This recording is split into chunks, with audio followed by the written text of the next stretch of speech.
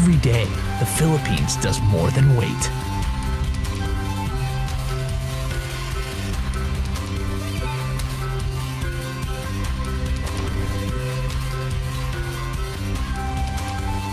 Putting together new adventures.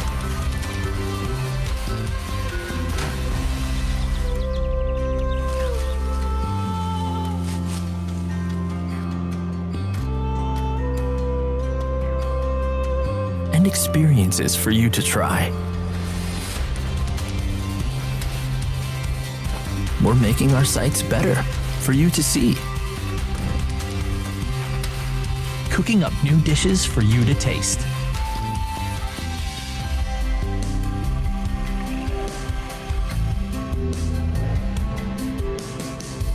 And preparing cultural discoveries for you to feel. And we're not stopping.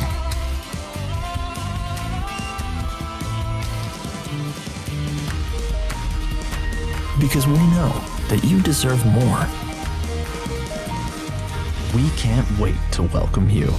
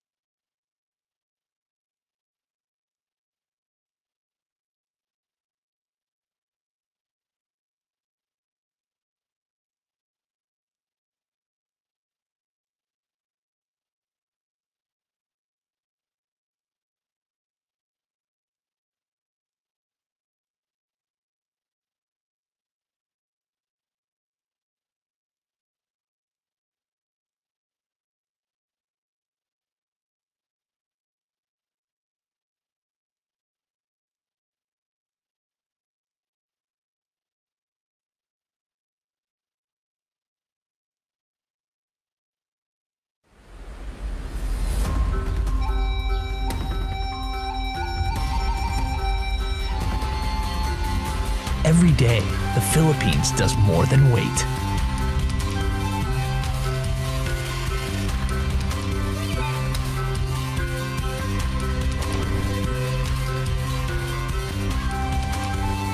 Putting together new adventures.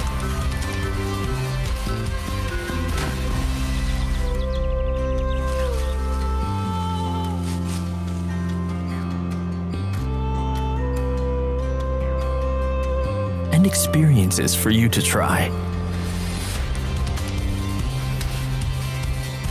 We're making our sites better for you to see. Cooking up new dishes for you to taste.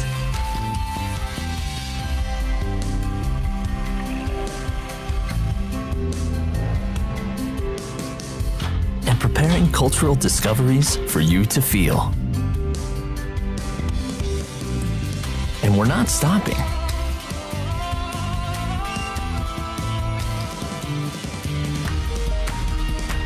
Because we know that you deserve more. We can't wait to welcome you.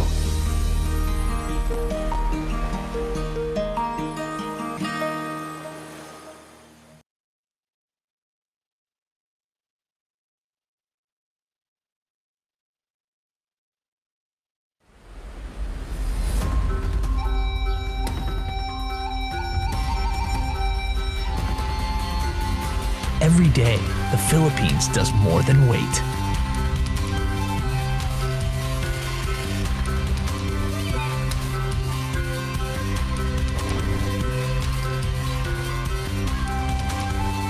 Putting together new adventures.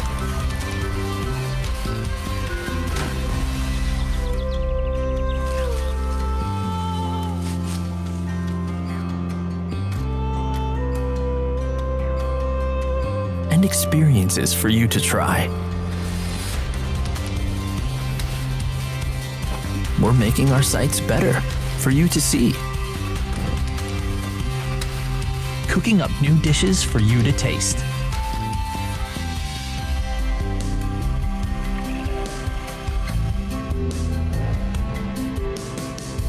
And preparing cultural discoveries for you to feel. And we're not stopping.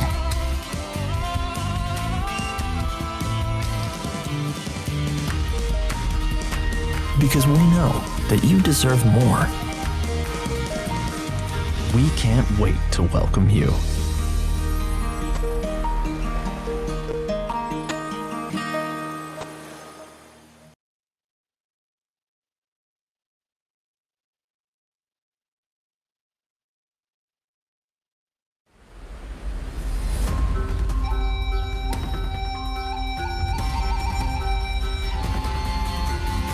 Every day, the Philippines does more than wait.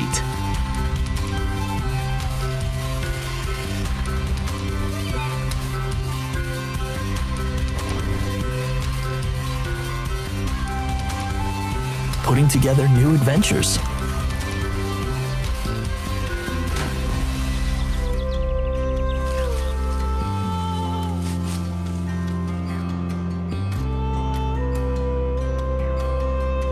And experiences for you to try.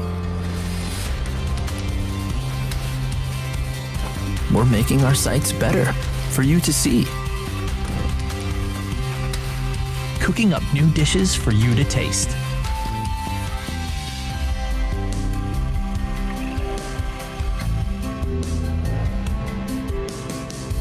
And preparing cultural discoveries for you to feel. And we're not stopping.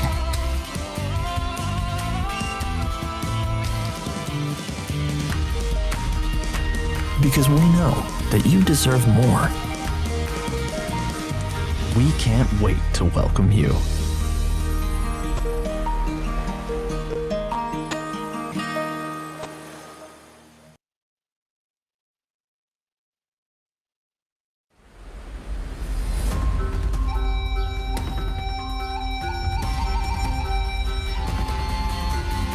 Every day, the Philippines does more than wait.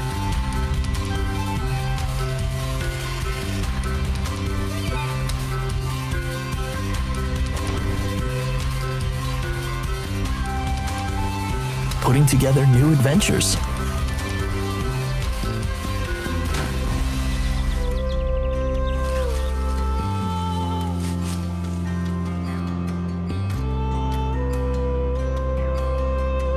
And experiences for you to try.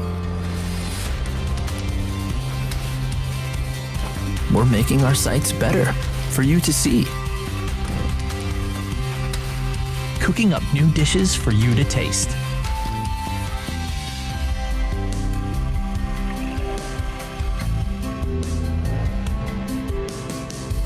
And preparing cultural discoveries for you to feel.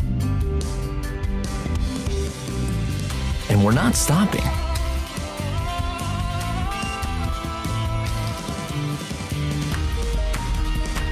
Because we know that you deserve more. We can't wait to welcome you.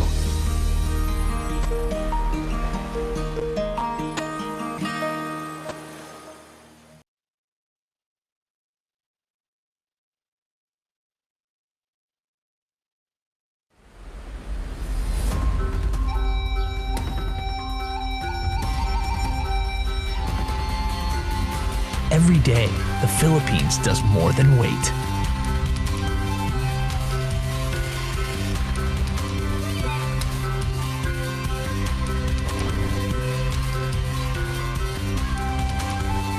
putting together new adventures.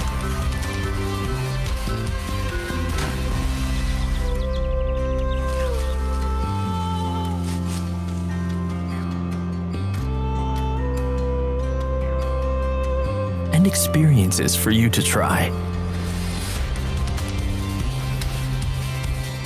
We're making our sites better for you to see. Cooking up new dishes for you to taste.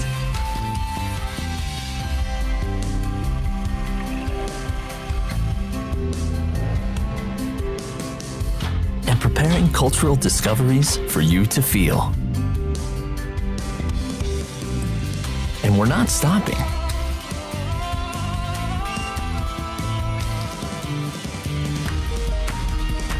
Because we know that you deserve more. We can't wait to welcome you.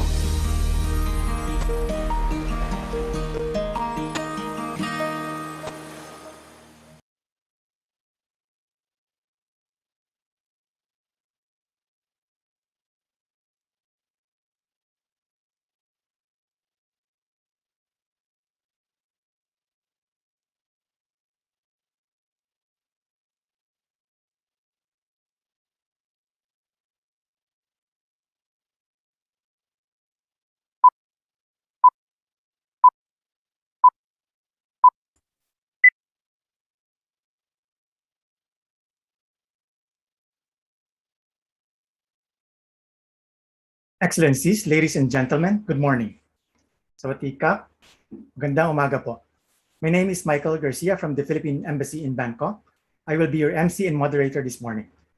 We are now live in Zoom and also streaming via YouTube. Welcome to our webinar entitled Our Seas, Our Livelihood, Our Heritage, Connecting the Philippines and Thailand. The webinar, organized by the Philippine Embassy in Bangkok, marks the celebration of the Philippines Maritime and Archipelagic Nation Awareness Month, or MANAMO, this year. MANAMO, which literally means your heritage or inheritance in the Filipino language, aims at raising awareness on the country's vast maritime domains, its contribution to Philippine national development, and the duty to protect the nation's marine wealth in its archipelagic waters, territorial sea, and the exclusive economic zone. Our invited speaker this morning will talk to us about the Philippine seas, its significance and role as an area of encounter and engagement, and as a theater of exchange between the Philippines and Thailand from the prehistoric period up to the contemporary times. At this juncture, may I invite Her Excellency, Millicent Cruz Paredes, Ambassador of the Philippines to Thailand, to deliver her welcome remarks.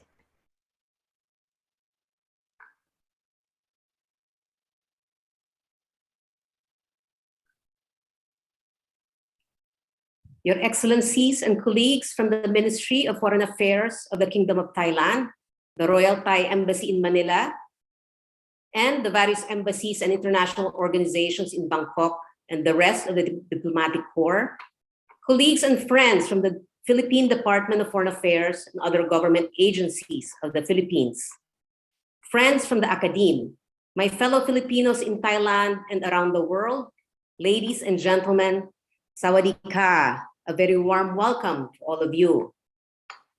Thank you for your presence at this webinar entitled Our Seas, Our Livelihood, Our Heritage, Connecting the Philippines and Thailand, the Philippine Seas that Unite Us. This session is a contribution of the Philippine Embassy in Bangkok to the worldwide celebration of the Philippine Maritime and Archipelagic Nation Awareness Month, or MANAMO 2021. In Philippine parlance, MANAMO aptly means your inheritance. This is our humble contribution to the inheritance and legacy that we want to leave for the next generations.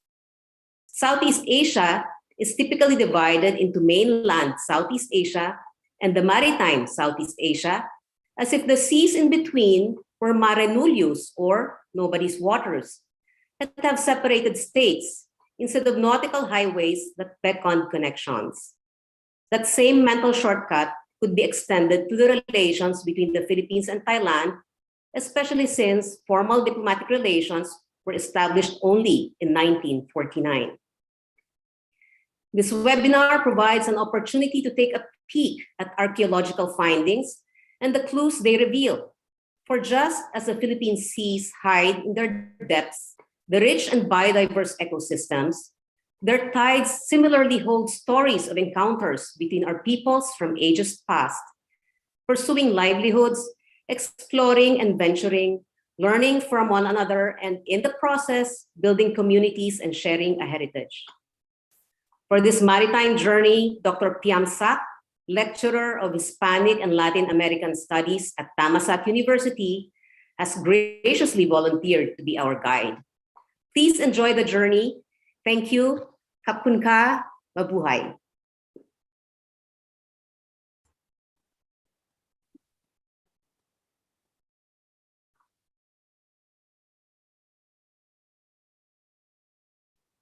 Thank you very much, Your Excellency, for the warm welcome. Before we begin our webinar, please allow me to spend a few moments to provide some housekeeping reminders for all our speakers and participants. We kindly request the designated speakers to turn on their cameras and microphones only when it is their turn to speak. Participants are requested to put their microphones on mute and to turn off their cameras during the webinar. Everyone is invited to send in questions and comments using the Zoom Q&A box, and for YouTube participants by using the comments section. During the open forum, I will be passing on to the resource speaker your questions and comments. Please note that some questions may be combined if they address similar topics. For our participants in Zoom, you may upvote a question by clicking on the thumbs up sign so that the question can be prioritized. For our participants joining us via YouTube, kindly log in to post your questions and comments. Please indicate your full name and the organization that you represent so that we can properly acknowledge you. That would be all for our housekeeping. I will now be moving on to the introduction of our speaker. Our speaker is currently a lecturer at the Hispanic and Latin American Studies program, Faculty of Liberal Arts of Thammasat University. He finished his doctorate degree in modern history from the Universidad Autónoma de Madrid in 2017. His dissertation focused on the relations between Siam and the Philippines in modern era from the 16th to 18th centuries. He earned his master's degree in advanced studies in modern history in 2012 from the same university, with a thesis focusing on the Spanish monarchy from the 16th to 18th centuries. He finished his bachelor's degree in Hispanic philology, first class honor from Chulalongkorn University in 2009.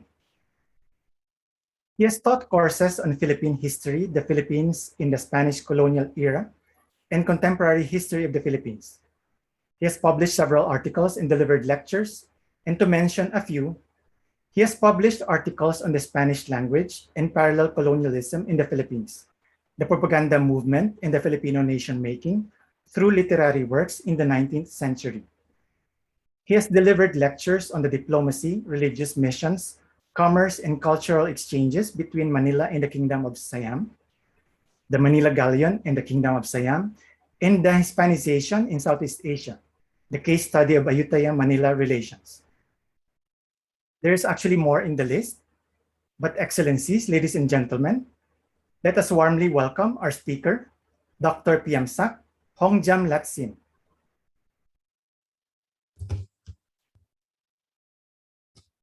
Good morning, everyone. Thank you for having me today. Please allow me seconds to share my presentation, please.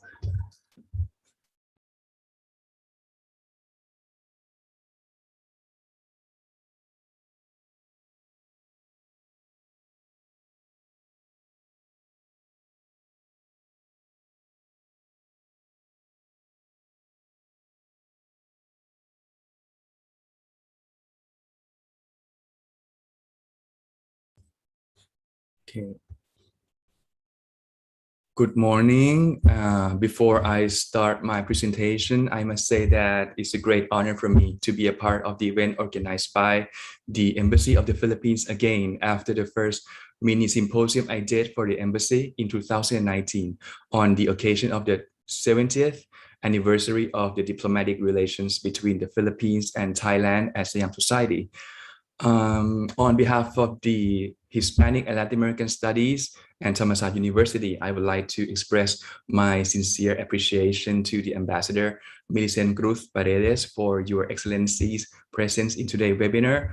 Also, a big thanks to Ms. Mary Ann Padua, the Deputy Chief of Mission, for your invitation to this talk, and above all, my sincere thanks to the organizing team of the embassy, Ms. Beatrice, Ms. Yvonne, and Sir Michael, and the rest of the team. To start with the presentation, today's topic is going to be about the Philippine seas that unite us, history of maritime contacts between the Philippines and Thailand. If you look closely, I'm not mentioning or talking about the Philippine Sea without an S. I choose the seas with the S because I would like to emphasize on the importance of the seas that surrounds the Philippines or even inside the Philippine archipelago, and the seas that unite us, Filipino citizens and Thai citizens as well. So in commemoration of Manamo 2021, the objective of today's talk is going to be to raise the awareness of how important is the water body that surrounds us, not only about the biodiversities, but we might be thinking every time we think about the sea, we might think about travels to the beach, some relaxed place after work. But today, what I would like to present to all of you is not just the biological, but the humans inside the sea. Inside, not the literary terms that we are submerging into it, but inside in the sense of we are living inside the importance of the sea. So first, maybe today for Thai audience who might not be acquainted with the Philippines, and as the teacher of the history of the Philippines in Thailand, I would like to start with some photos to give images to Thai audience how beautiful is the Philippine seas. So when thinking about the sea, we think of the submarine fishes. I would like to bring Thai guests to know the Tubataha Reef Marine Park, which was declared as UNESCO Heritage back in 1993. I think it was around only like 6 or 7 years old by then. But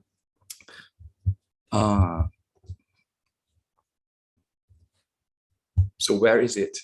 It is in the Sulu Sea here, in the south of the Palawan Island, which is the westernmost island of the Philippines, which in the prehistoric time used to be the geological bridge that connects the people from the Philippines and the mainland Asia through the Borneo Island as well.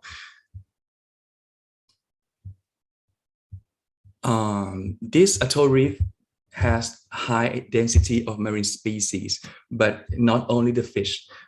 It also serves as the nestling sites for birds and marine turtle as well.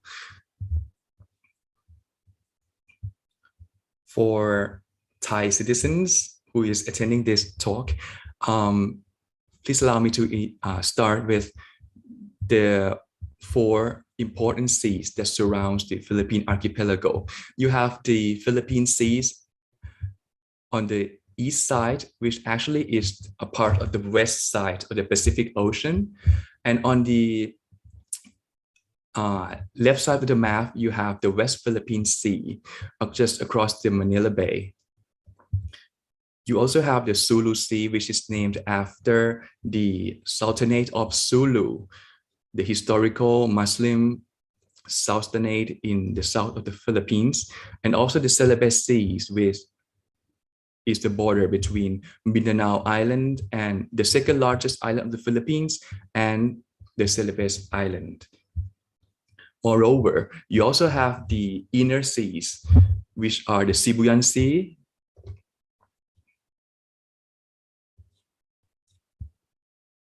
over here, the Visayan Sea and the Bohol Sea. Personally, I guess that most of the time we do know some important cities in the Philippines, such as the capital city, the Manila, which is here in the Manila Bay, and another city which I've seen from the Facebook and on internet that Thai tourists usually go to see the shark, right? The shark in Cebu Island, which is here.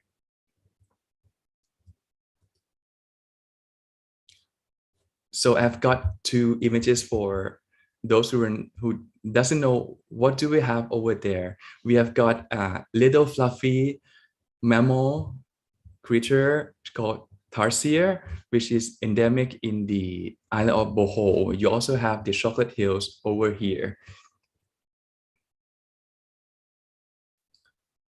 And to let you have images of Philippine seas, how beautiful it is, I pick up one of the most important tourist attractions in the Philippines, the Boracay Island, which is here in the north of the Panay Islands, in the Western Visaya island groups over here. And the island is here off the coast. Actually, for some of you who might have known the island, it used to be a very calm island, not until the 70s when the tourism industry grew and tourists keep going over there. We also have the Coron in Palawan Islands here. The Coron is in the northern part of the island group. One thing I need to highlight before is that the photos I have shown you today is going to be a part of my lecture today, because the first question of today's topic is, if the sea is the body of water that unites the Thais and the Philippines, which seas from what I have mentioned is where we can find archaeological evidence or the seas that has been visited by Thais.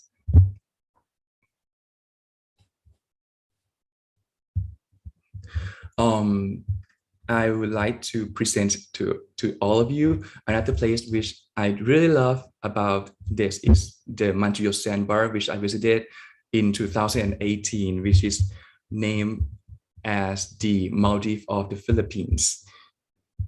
So you go there and you see the group of dolphins, the bottleneck dolphins in Tanyon Strait in Vice Bay on Visayas.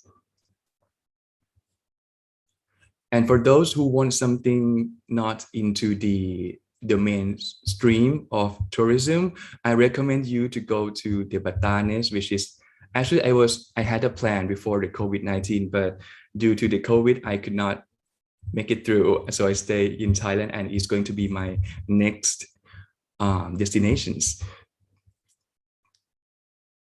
Talking about Batanes, it is like another world. It is the northernmost group of islands from the Philippines, just around 180 kilometers, and you arrive in the southern tip of Taiwan. So it's like if you were living in Bangkok, it's going to be like Bangkok and Hua Hin. It takes about 3 hours drive.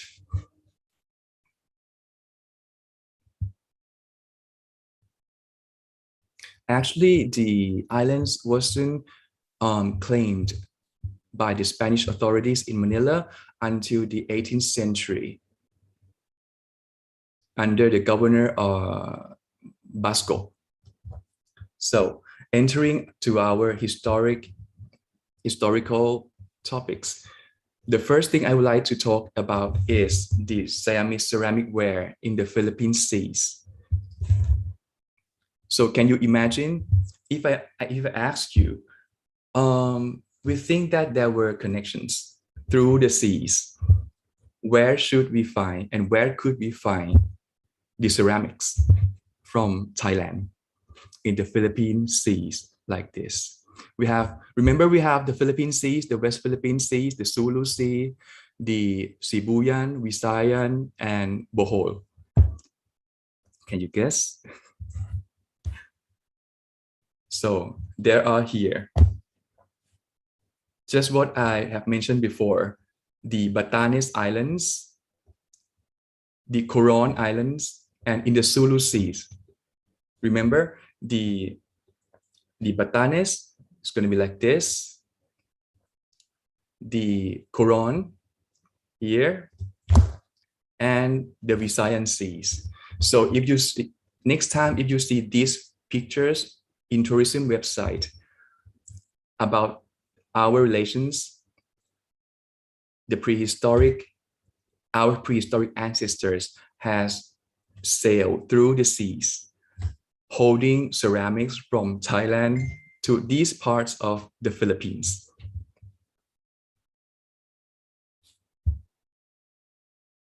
Okay. The kind of the ceramic that the Siamese exported to the Philippines is called the Sangkalok ceramic. The Sangkalok is a place near the Sukhothai city, just in the north of the Sukhothai city. And the signature ceramic is the circular plate with the signature pattern of fish and vegetables motifs. And the Sukhothai and the Sangkalok ceramic is not only just the plates or kitchen utensils.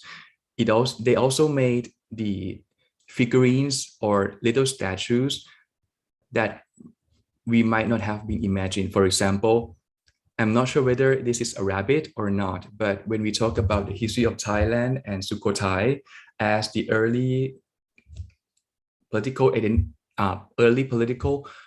entity of Thai history, we might think of cow or horse, but for me, thinking about some kind of animal like rabbit is not imaginable for me at the time when I was a student.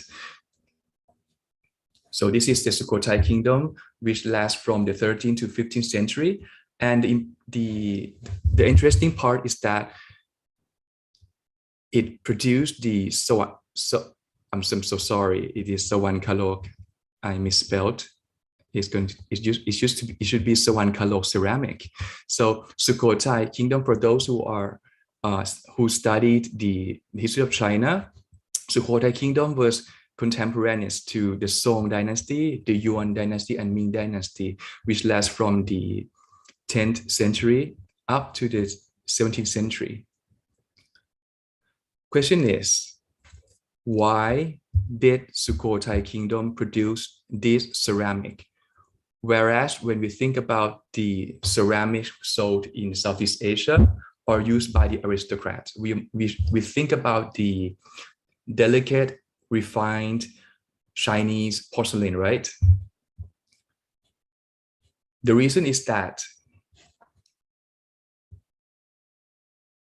upon the emergence of Sukhothai kingdom in the late 13th century,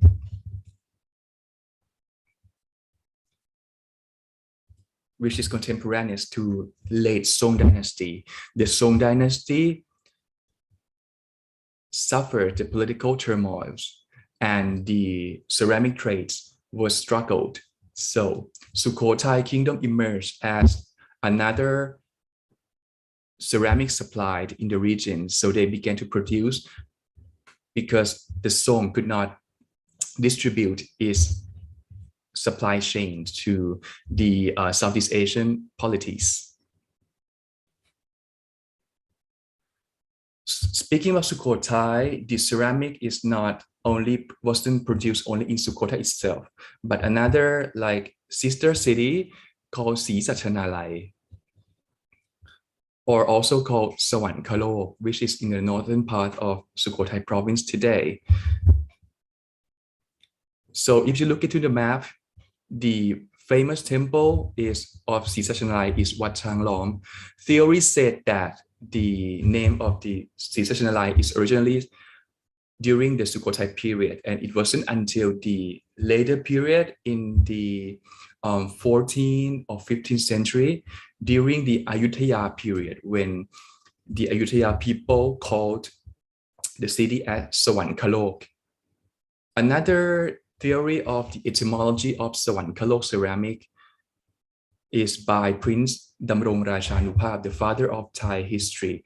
He put the hypothesis that Sawankalok can also be called Sankalok or Songkolok from the Song dynasty. So the hypothesis is still open until today. This is the Sukhothai province and the Sisachanalai archaeological historical place where you can find the kiln or Tao Turiang in Thai. The kiln is the place where the Siamese produce the ceramics for export to the Philippines. This is the map of Sisachanalai town. When you can observe the Yom River like this, and the city is going to be, the inner city is here. These are a series of Sisachanalai kilns that produce hundreds of thousands of ceramics to be exported throughout Southeast Asia. One of the most important kilns in Sisachanalai is called Kok Noi kiln, which is here.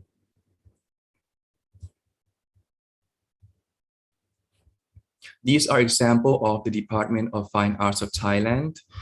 You can also check it out in the website, virtualhistoricalpark.finearts.go.th.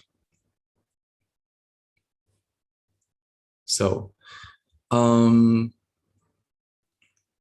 another question is, where can we find the shipwrecks under the Philippine seas with the ceramics?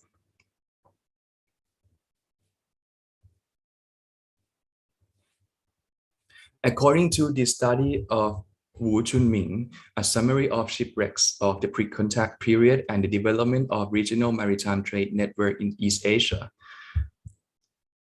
from 40 shipwrecks explored in Southeast Asia and East Asia, from 40, and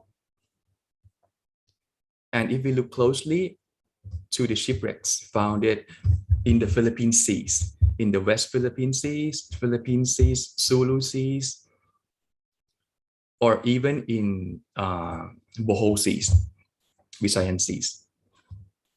From number 34 to 40, 3 of the shipwrecks contains the Sawankalok Siamese ceramics.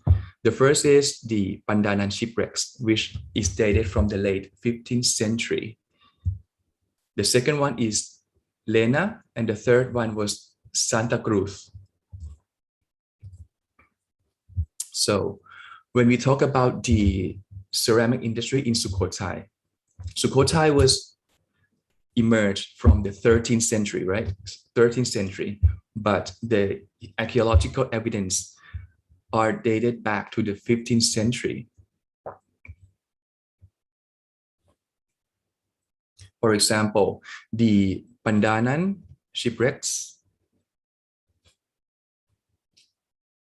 which is founded here in Sulu Sea off the coast of Sabah and the southern part of Palawan.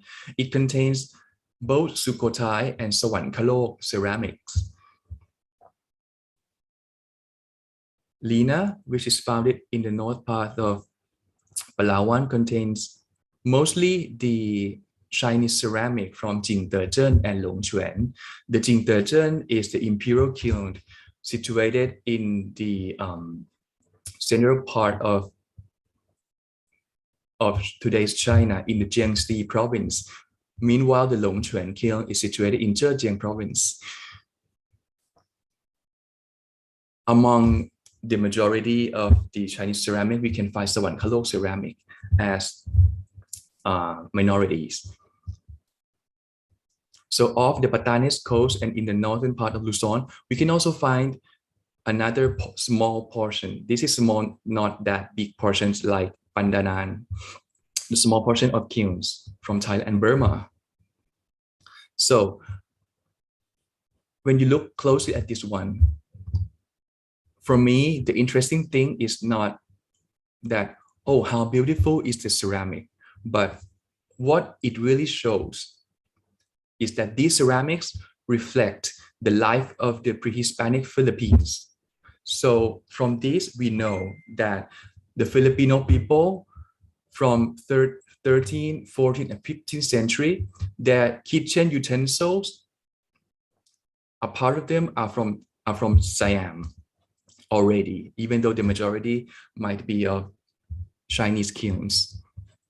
These are the ceramics excavated from the Pandanan shipwrecks. The above one is from Sukhothai and Sawankalok with the motif that I have mentioned, the fish.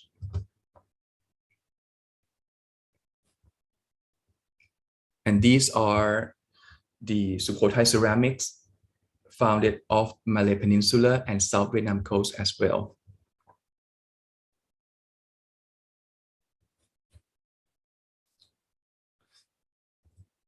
So if we think about, if not the shipwrecks, where inland can we find the ceramics from Thailand? According to the map from the study of Kim Ing-yu, the Yuan Dynasty Chinese ceramics excavated from the Santa Ana relics of the Philippines. These are the places that we can find Siamese ceramic. So when we talk about the ceramic, I wish that we do not think about the bowls, the plates, but the people who sails to these geographical points. This means that there were Siamese people who sailed in Sulu Sea, Bohol Sea, or even in the Celebes Sea, or even in Sibuyan, West Philippine Seas, to deliver the kitchen utensils products for the Philippine household. So again, I'd like to compare the Sawankalok ceramics with the Song Dynasty ceramic. I have mentioned before that the emergence of the ceramic industry is because of the political turmoil in the late 13th century in China. For this candy produced in Sukhothai, Sisachanalai, comparing to the Song Dynasty, we can observe the more refined, delicate quality of the Song Dynasty, or even the bowl from Sawankalok comparing to the Song Dynasty ceramics.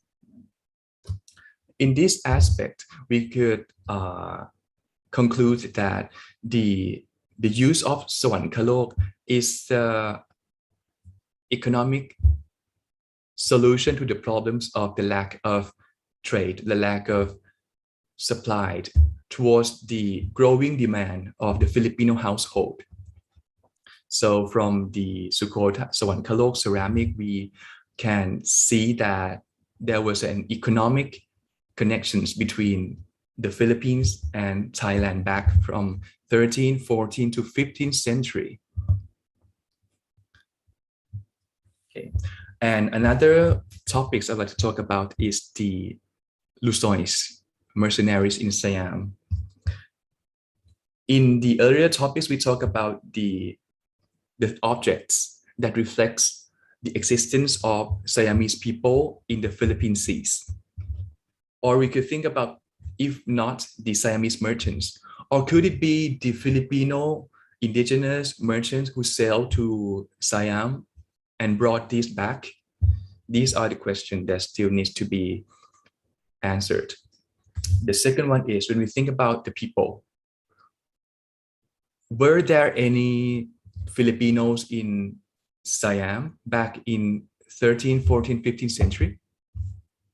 The question is, according to, I'm so sorry. I put this photo of Cagayan River, warrior from the Boxer Codex just to give you the image of how would the mercenaries be if they were from the Philippines.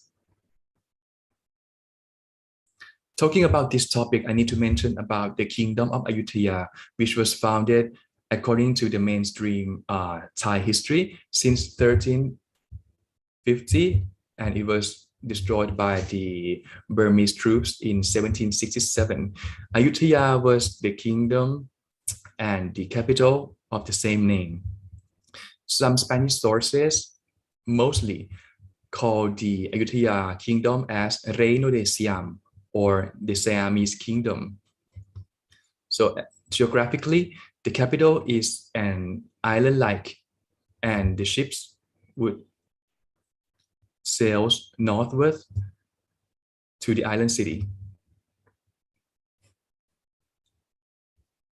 For those who are not acquainted with the Thai history, Ayutthaya is here, north of Bangkok, and the Sukhothai Sawankalok ceramic that we have mentioned before was produced here. So when we talk about the 13th century, we think about the Sukhothai kingdom, and then in the 14th century, with the emergence of Ayutthaya kingdom, the Sukhothai kingdom was annexed as a part of Ayutthaya kingdom. So how could we know who were the Filipinos? From the book called Peregrinação, written by Fernão Mendes Pinto, or in Thai, Pinto. We call him in Thai, Pinto. He's a Portuguese adventurer to the Ayutthaya kingdom during the 16th century. He was living in Ayutthaya here. And from his book, which is quite well known, and it has been translated to English as The Travels of Mendes Pinto, but the original title was Peregrinação. During my PhD research in Spain, I found that there was in page 240, there was mention to Luzon people. For Thai audience, Luzon is the biggest island of the Philippines here. This one.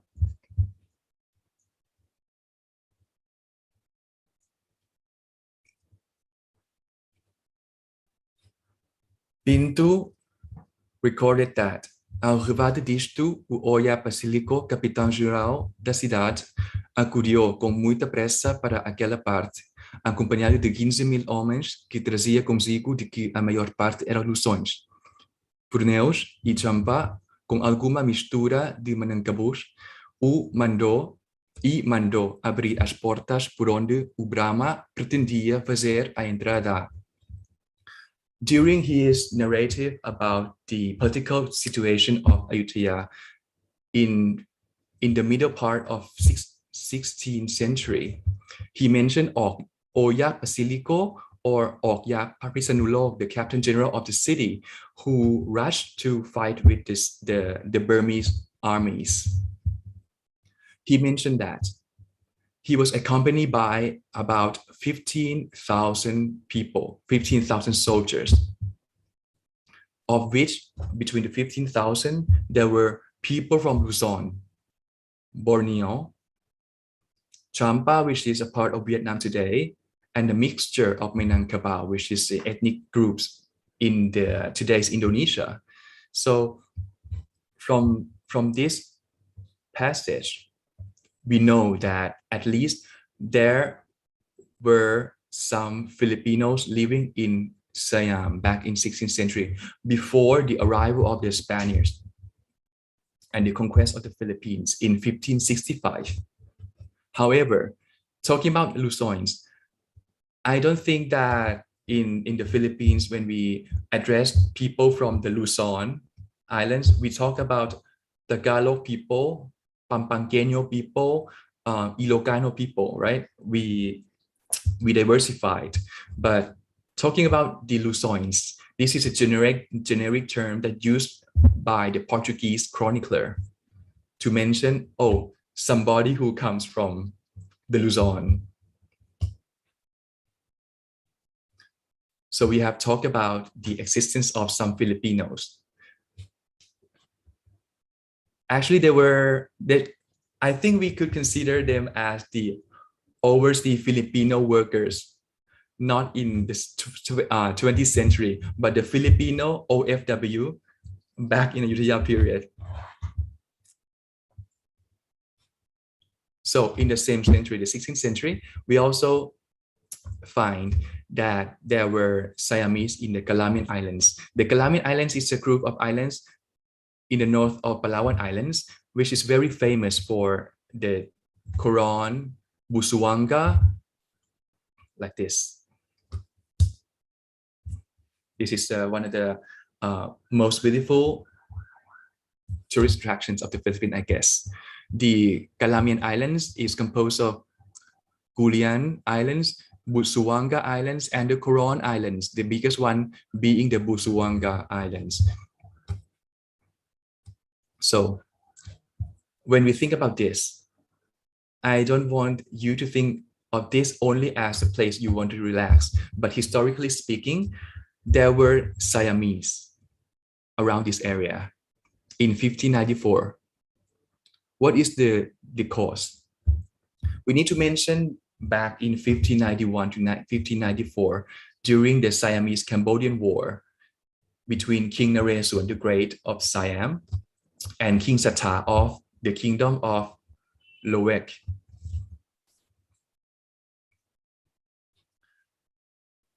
In 1594, in the month of January, King Naresuan succeeded at conquesting the capital of Loek Kingdom. So after this, the Ayutthaya troop, which is here, this is the map I modified from Dr. Santi Pakdikam's book when I was student in Spain. After the Siamese troop conquested Loek, there were Spanish, Portuguese people in the royal Cambodian court, and so on. So what happened? The Siamese troop decided to divide people, the Cambodian or the foreigners, into. The first one needs to be packed back on land to Ayutthaya. The second one by the sea back to Ayutthaya, like this. So I'm going to say number 1 and number 2 here. So let's focus on the number 2. The route number 2, within the Siamese ship, there were Spaniards. Among them, an adventurer called Blas Ruiz. He, together with other Spanish and Chinese who were captured, rebelled against the authority of the Siamese. And altogether, instead of going back to Siam, they forced the ship from the Delta River, the Delta of Mekong River here, and then he sailed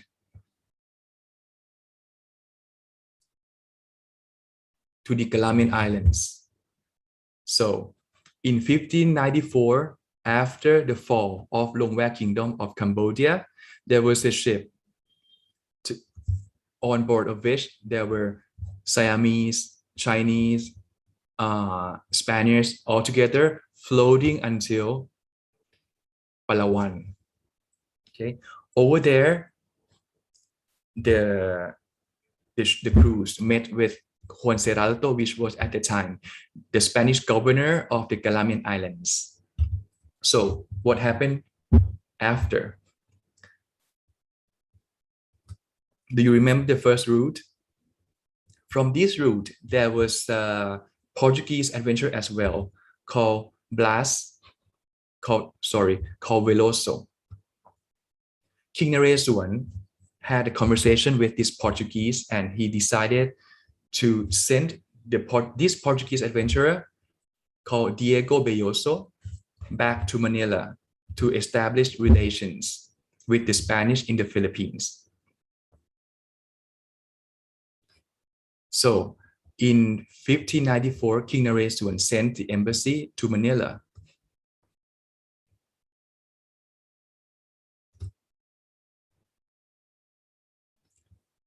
What should be done? The governor of the Philippines, instead of responding to the Siamese embassy of King Naresuan, he decided, no, we are not going to send anything back to Siam because we are pro-Cambodia and we do not intend to send anything back. But at the year in 1594, the Siamese diplomats, I think they might have been shaking because, oh, what should we do? We could not go back to our homeland. We are being stuck in Manila.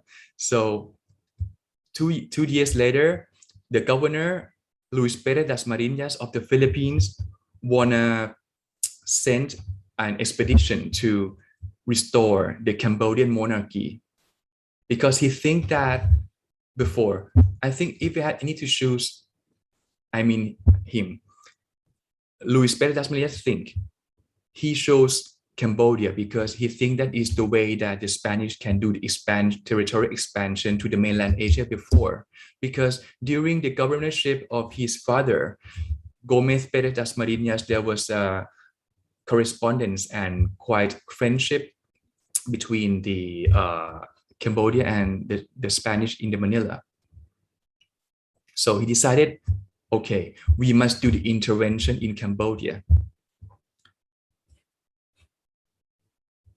He organized the expedition to Cambodia, which is written in the Spanish sources as La Empresa Camboyana.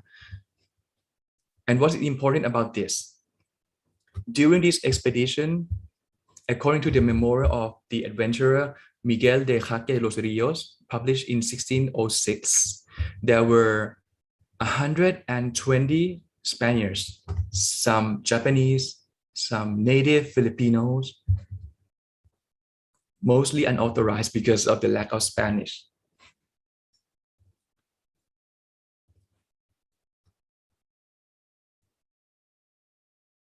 So what's important about this expedition? It reflects and it tells us the story that there were a group of Filipinos who were forcibly transported from Manila to Siam in 1596.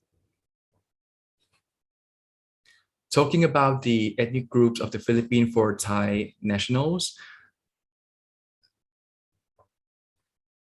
I would like to highlight on the diversity of ethnic groups in the Philippines. For example, we are used to the word Tagalog, right? Tagalog actually is could be language or a group of people in the central plain of Luzon. But if we look in the mountain area, there were a series of hill tribes like Ifugao, Kalinga, and so on. Or even the people from the south of the Philippines like Yakan, Maguindanao, the Muslim Maguindanao, and Tiboli. So back to our Cambodia expeditions. The expedition comprises 2 junks and 1 flagship which is called Nau Capitana. The Nau Capitana suffered a storm and then turns out to be at Singapore instead of Cambodia. So the junk of Blas Ruiz, do you remember the Blas Ruiz? Blas Ruiz, who did the rebellion and took the Siamese ship to Calamian Islands and then back to Manila. He was later designated as the captain of a junk, together with Nau Capitana. So on this expedition, which was Filipinos, Siamese, Japanese, they need to do the transit on Lubang Islands before going to Calamian Islands. And then they went straight to Kulautu Islands off the southern coast of Vietnam, and then went to the Phnom Penh.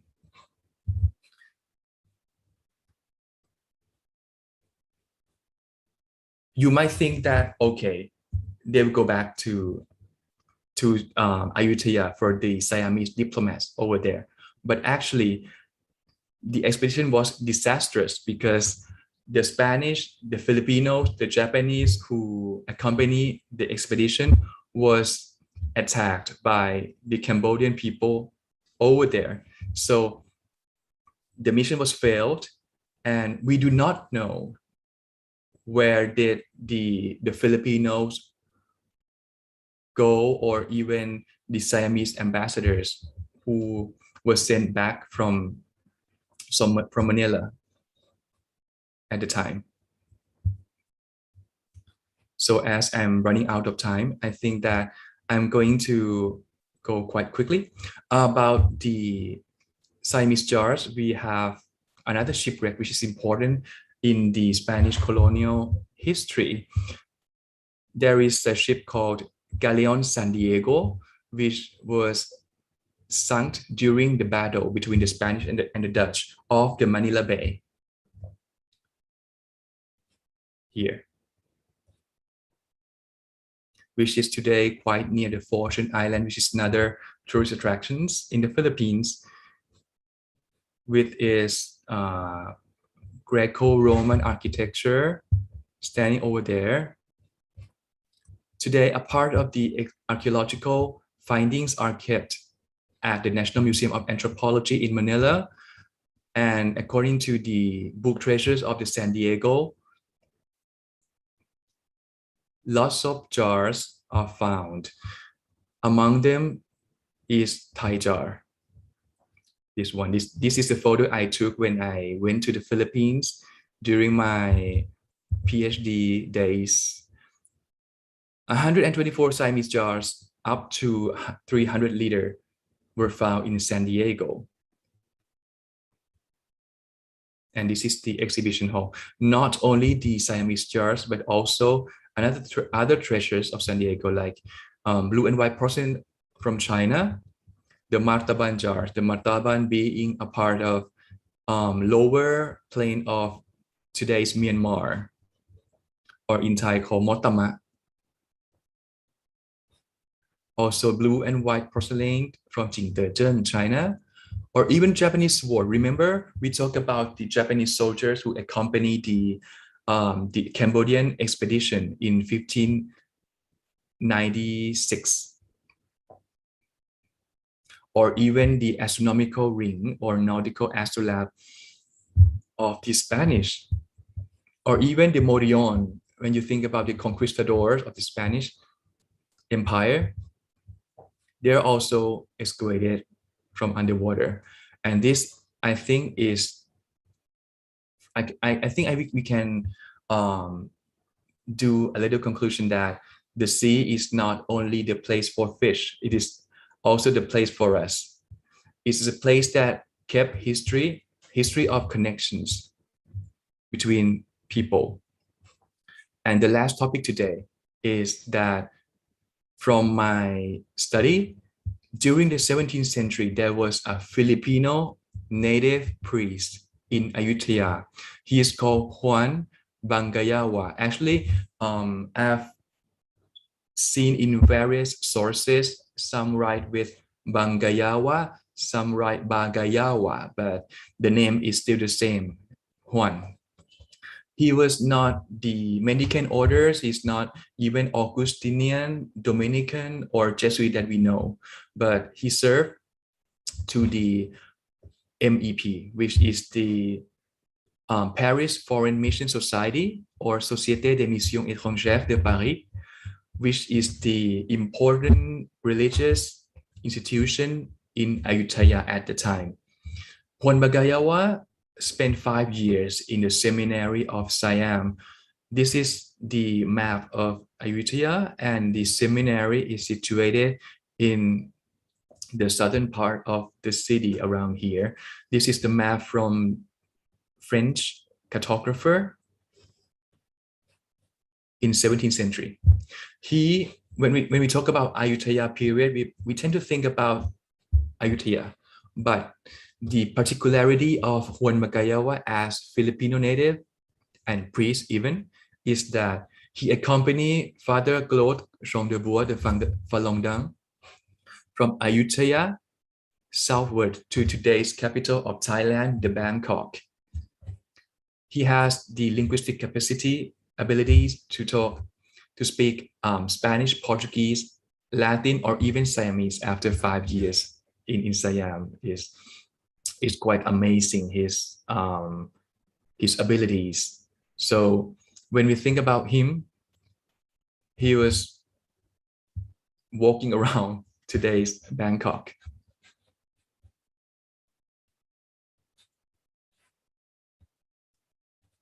Okay, so from every topics I've talked today, I wish that you have the image of the seas, not only the place for biological diversification, but also the place that connects people from Thai to the Philippines. And we might think that the seas affects only to those who live in the coast, the coastal dwellers, or the seafarers, or the merchants. But as you have seen today, there were artifacts inland. So talking about the importance of the sea, it affects every human's life, even those who live by the sea or those who live inland. And with this, I finish my today's talk, and I wish it is useful and it would pave you to see that the Philippines and Thailand is not divided by the sea, but instead we are connected by the seas. Thank you for your attentions. Maraming salamat po.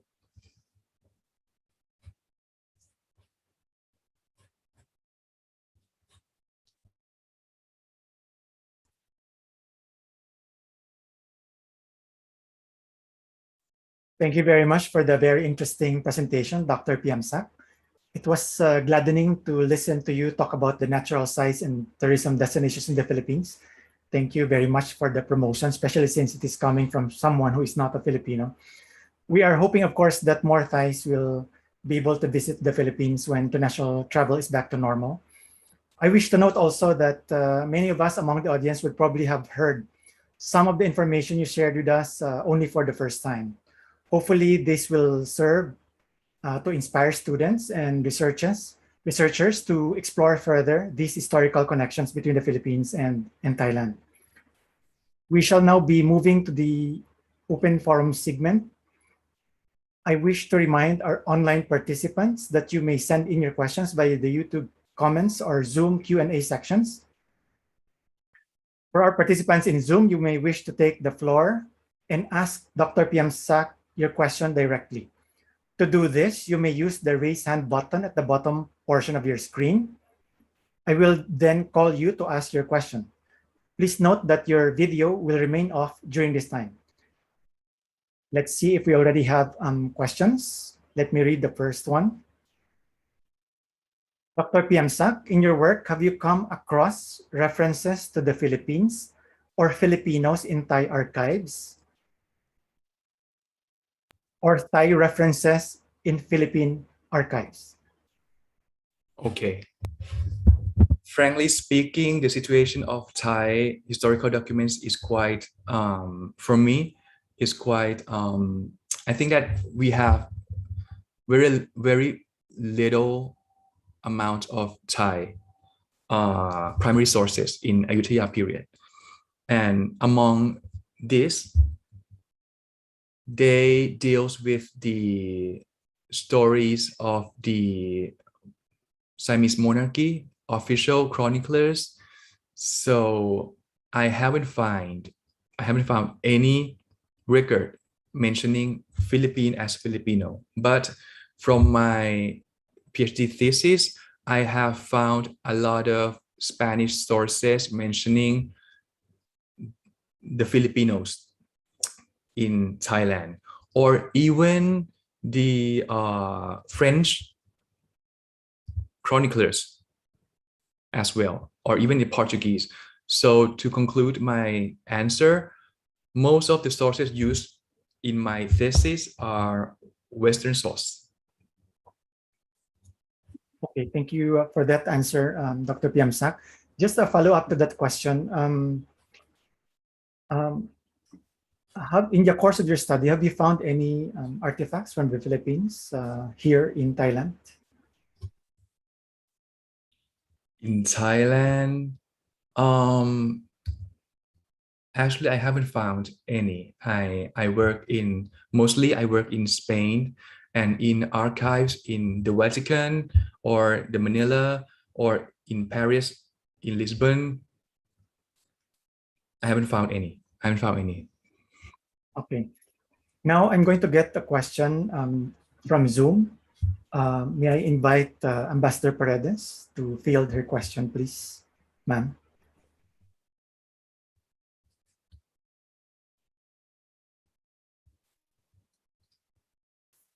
Thank you, Dr. Piemsak, for that very informative lecture. We learned a lot this morning.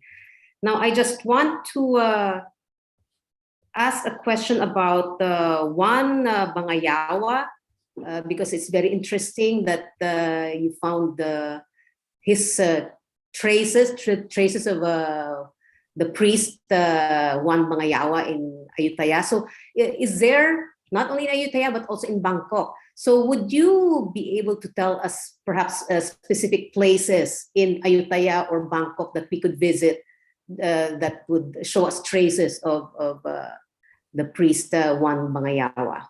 Thank you.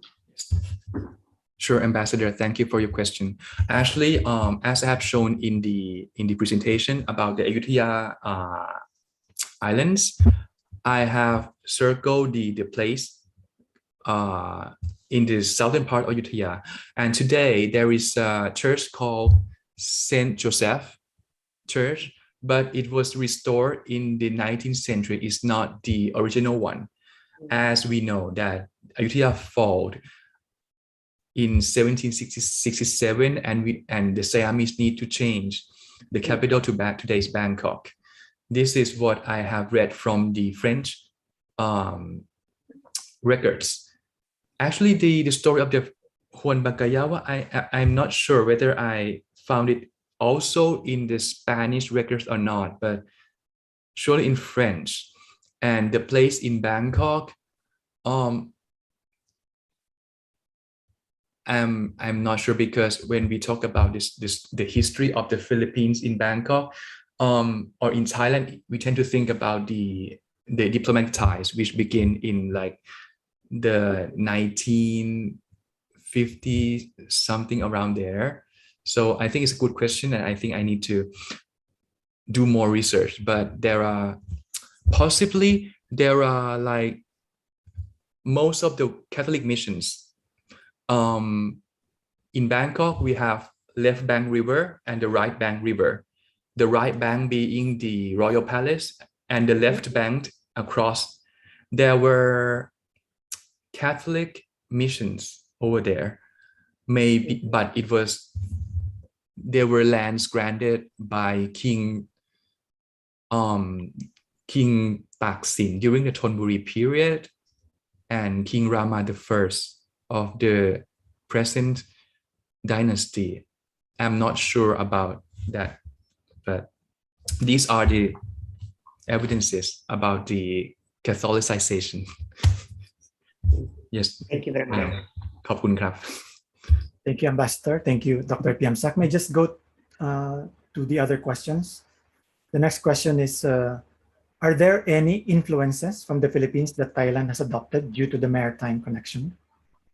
The Are there any influences from the Philippines that Thailand has adopted due to the maritime connection? the maritime connections. The maritime connections. Actually, there are. I'm thinking about not back to the 16th, 15th century because there are nothing like images. But when I think about the maritime connections, the Filipinos, you have halo halo, right? Halo halo. We also have something similar. We call it น้ำแข็งใส, ice shaped with lots of halo halo ingredients, but we do not have ube toppings. We top it with several varieties. I think, oh yes, I know one thing, and I think it's from the Philippines during the Spanish period. When you think, when the question of this must be answered by something very, very simple. Do any of you know about the Manila galleon that links Mexico to the Philippines? And they spread the Catholicism, the plans, the ideologies from Latin America. In Thailand, we used to say we eat spicy. You eat spicy, I eat spicy. So if you ask me like this, it's going to be, I think that the people who brought chili to Thailand, or even chocolate, because Manila at the time was the center of the Spanish Empire in Far East Asia. And most of the things transported from Latin America must pass first through Manila.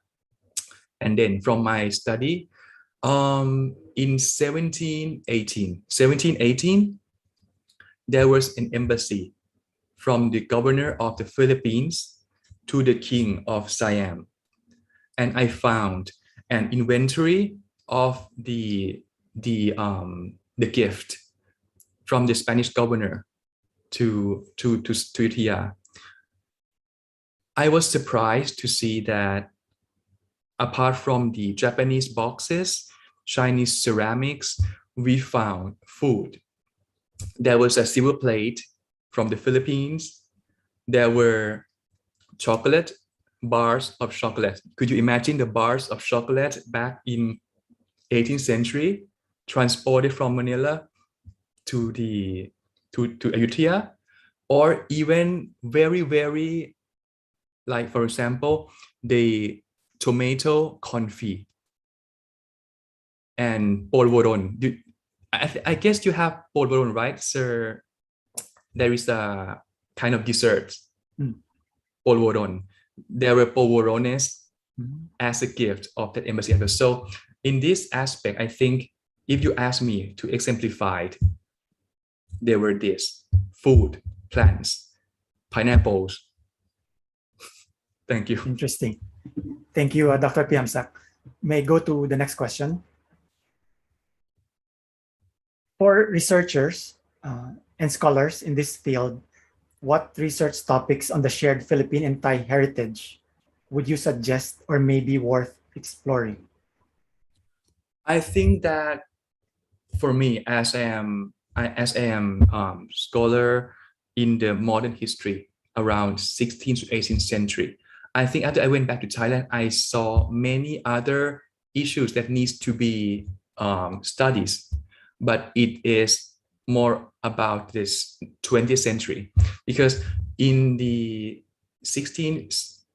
decades of 60s, 70s, there were migrations of overseas Filipino workers in Thailand. Many Thai famous singers are of Filipino origin who migrate to Thailand. And I think if the talk today is about the sea that binds the people together, even though we do not, I think in the 60s they flight to Thailand, not by the sea, but this is the consequence of the relations that had been made by the sea before. So interesting issues must be about people, the Filipino in Thailand. Because last week, one of my students did the presentation regarding the overseas Filipino workers in Thailand. And he put the case of Filipino English teachers, the situations, the quantity. It's so surprising to see that the Filipino workers, comparing to Chinese or Japanese workers, they are number one, according to the statistics of, I don't remember what department of Thai authority is, but I was totally shocked. Oh, was that Philippines? The number one? Interesting. Thanks for that, Dr. Piemsak. This time we have a question coming from Yes. Zoom. May now invite Miss Annabel Santos Dao Keo. I hope I'm saying that correctly, ma'am.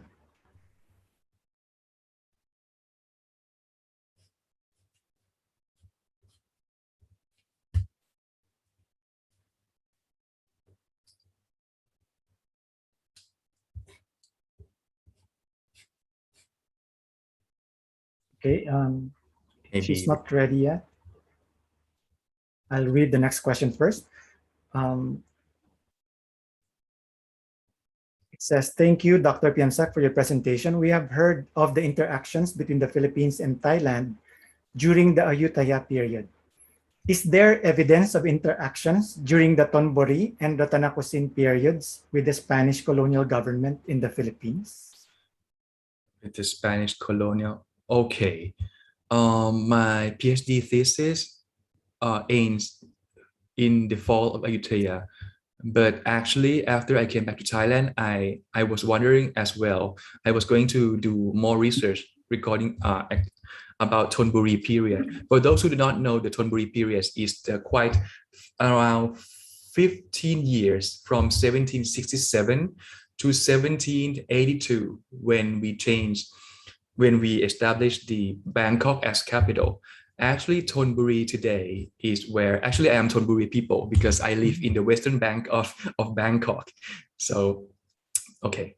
And for those who do not know Thai history, the Ratanakosin period is our today's period from 1782 with the dynasty with Chakri dynasty. I must mention back to 2017 and 2018. Actually, if not for COVID, I go to the Philippines every year on my vacations. But for historical archives, in 2018, I found documents about merchant ships from Bangkok to Manila. I have them in my computer, but I haven't read it. I don't know why, to confess it frankly. I haven't read it, but just to answer the question, yes, there are.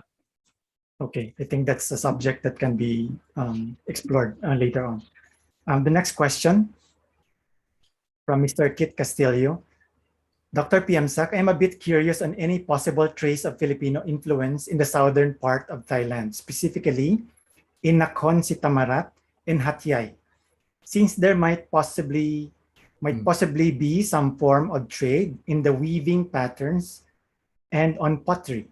Okay. ขอบคุณครับ ขอบคุณครับ Thank you for the question. The southern part of Thailand, historically speaking, can be considered as a part of Malay world.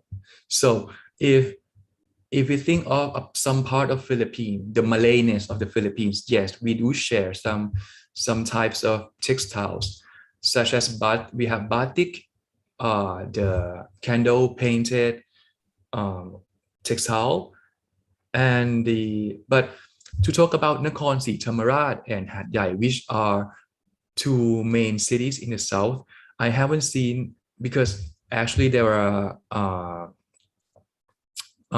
official history of Thailand.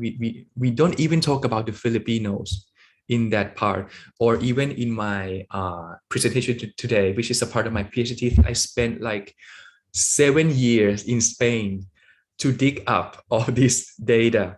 For example, someday I asked for a big bunch of this. some, not some, most, I don't find any trace of the Filipinos. So in case of Thailand, if we do not have documents to answer this question about thank you. Oh, Thank you. yes. Okay, please continue. Okay. About the weaving pattern, yes, there is a connection. You should Google it, like Malay World Textile. Thanks for that, Dr. Piemsak. The next question is from Mr. Aaron Guevara. Good day, Dr. Piemsak. You have mentioned that Filipino workers, specifically those from Luzon, has been working in Thailand as early as the Ayutthaya period. What kind of jobs did these early Filipinos engage with? Yeah. According to the Peregrina Sound that I mentioned earlier, they went as the mercenaries, the soldiers for the Ayutthaya royal court. So in this aspect, I think that thanks to the Luzon people, we know that we have to look at Ayutthaya period as a globalized kingdom, because we have people from many origins of place. So my answer is mercenaries, soldiers. So this is something written, but they would not be alone, right? They might have been there with their family. So talking about mercenaries or soldiers, contact soldier, might lead us to question about their family. Something else like this. Thank you for that. We are now running out of time. Yes. So I will be reading the three last questions. Okay. The next question is from Mr. Noel Fernandez. Did any of the Filipinos who were brought to Cambodia in 1596 stay behind in either Cambodia or Siam? Those who were left behind over there, Yes, did they stay behind? The Filipino or the Siamese? The Filipinos who were brought to Cambodia in 1596 and probably by implication Yes. also in Siam at the time, did they stay? Unluckily, I have read all the account. They didn't even try to mention the Filipinos. The data I showed you is the only data they mentioned to the Filipino. That's my answer. So unfortunately, it is like this, the history written by authorities at the time. Okay. Let me go to the other questions. Were there anything found inside the Siamese jars? The Siamese junks? Yes, from the shipwrecks. Yes, mostly they are ceramics from Sukhothai, as I've mentioned before. Inside the jars, did they contain anything? Oh, yes. I have mentioned the San Diego shipwrecks, right? There are two places that exhibit the archaeological findings. One is in the Museo Naval de Madrid, the Naval Museum of Madrid, and I've seen there are like even the fish bones, or even the chicken bones, or even the olive oil. So actually, the jar is Southeast Asian, but what was put inside was like rice or even olive oil. Quite Hispanic, isn't it? Dr. Piemsak, there's one question here that I think you have partly answered earlier, but Yes. I will just read it in case you have additional information on this. I would like to ask if there are any traces of Filipino ceramics in your country. Filipino ceramic, I don't think we have it. I don't think we have. I don't think, because even my answer is I don't think so, because even the Philippines at the time keep importing ceramic from the rest of Asia, right? So thinking like this, I don't think we have. I have seen in the National Museum. I don't see any. I haven't seen any. Sorry. Okay. Now I'm going to read the last and most difficult question. Do you speak Filipino, or do you have any knowledge of Filipino? Oh yes, I in 2018, I went for a Filipino course in Makati. So I speak a little Filipino, only a little. Okay. Like for example, what? Greetings. Magandang umaga po sa inyong lahat. Salamat po. All right. So I think we don't have any more questions in our list. We will be ending our Q&A session at this point. But before we end, may I just invite you again, Dr. Piemsak, to give us any parting message.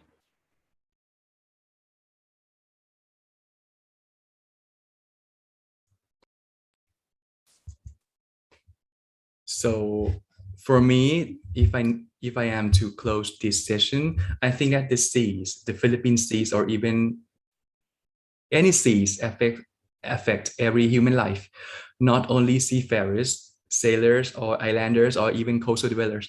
It has profound impact towards inland people as well, and create a profound change in our history, the human history, as shown in the archaeological artifacts and historical accounts. Moreover, it generates encounters, human connections, mobility, and above all, the understanding between us. Thank you. Thank you. Thank you very much, Dr. Piemsak. With that, please may I invite everyone present among the audience to express our thanks to Dr. Piemsak. So this brings us to the conclusion of our webinar this morning. We have revisited and rediscovered our past and gained a better understanding of the present. Indeed, the Philippine seas have served and continues to serve as a medium for people-to-people contact and exchange between Filipinos and Thais. The Philippines and Thailand are both maritime nations where the seas and its resources play a key role in national development. This shared heritage will always serve as a bond that will carry both countries to a future of stronger friendship and cooperation. On behalf of Ambassador Millicent Cruz Paredes and the men and women of the Philippine Embassy in Bangkok, thank you for your participation. Kapkun Krab, maraming salamat po. Have a good day and please stay safe.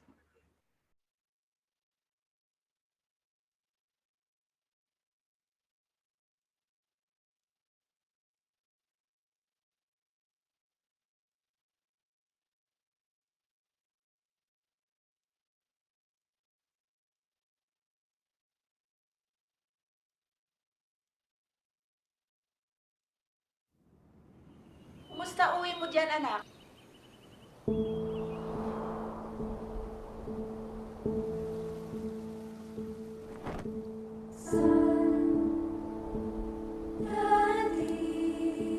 Ang mga salita